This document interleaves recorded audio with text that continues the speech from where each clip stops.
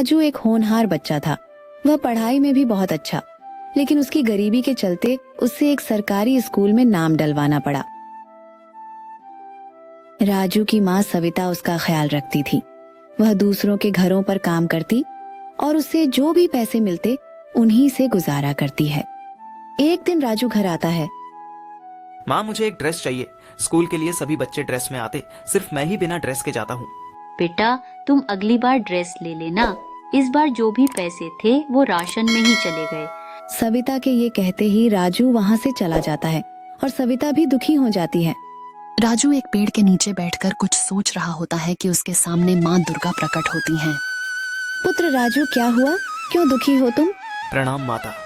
माता, मुझे स्कूल के लिए एक ड्रेस चाहिए, लेकिन माँ के पास इतने पैसे नहीं है कि वो एक ड्रेस दिला सके। बस इतनी छोटी सी बात है पुत्र। इतना कहने के बाद माँ दुर्गा राजू को एक स्कूल ड्रेस प्रदान करती है और राजू बहुत ही ज्यादा खुश हो जाता है। धन्यवाद माता, अब मुझे बिना ड्रेस के स्कूल नहीं जाना पड़ेगा। बेटा, तुम्हें जब भी कोई परेशानी हो मुझे एक बार याद करना। अवश्य माँ, मैं आपको याद करूँगा। इतना कहने के बाद माँ अदृश्य हो जाती है। राजू खुशी से अपने माँ के पास जाता है। माँ, मुझे आज दुर्गा माँ के दर्शन हुए और उन्होंने ही मुझे ये ड्रेस दिया है। बेटा, माँ हमारे दुखों को देख रही हैं। वो किसी न किसी रूप में असहायों की मदद करने आती हैं और ये उनका ही एक रूप था।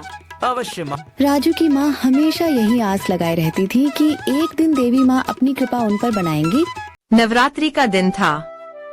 राजू की माँ उन्हीं दिनों की तरह रोज काम करने के बाद घर आती और माँ दुर्गा की पूजा में लग जाती, लेकिन सविता नवरात्र के दिनों में काफी बीमार थी, लेकिन उसने देवी माँ की पूजा करनी नहीं छोड़ी। एक दिन राजू की माँ काम पर निकल ही रही होती है। माँ, आज रहने दो ना, काम पर मत जाओ। वैसे भी तुम्हारी तबीयत ठीक नहीं है। पर बेटा, मैं अगर काम पर नहीं जाऊंगी तो राशन खरीदने के लिए पैसे कहाँ से आएंगे? इतना कहने के बाद दुखी मन से सविता वहाँ से चली जाती और राजू को भी बहुत दुख होता है। इसी तरह कई दिन बीत जाते हैं और दिन पर दिन सविता और भी ज्यादा बीमार हो जाती है। आज नवरात्रि का अंतिम दिन था। सविता और राजू माँ की भक्ति पूरे मन से कर रहे होते हैं कि देवी माँ उनके सामने प्रकट होती हैं। सविता, मैं तुम्हारी भक्ति से अत्यंत प्रसन्न हूँ पुत्री, और मैं तुम्हारे दुखों को भली भांति समझती हूँ। बताओ तुम्हें क्या चाहिए? माँ, मैं आपके दर्शन पाकर ही धन्य हो गई, और मुझे क्या चाहिए, बस आप अपना आशीर्वाद हमारे ऊपर बनाए रखिएगा।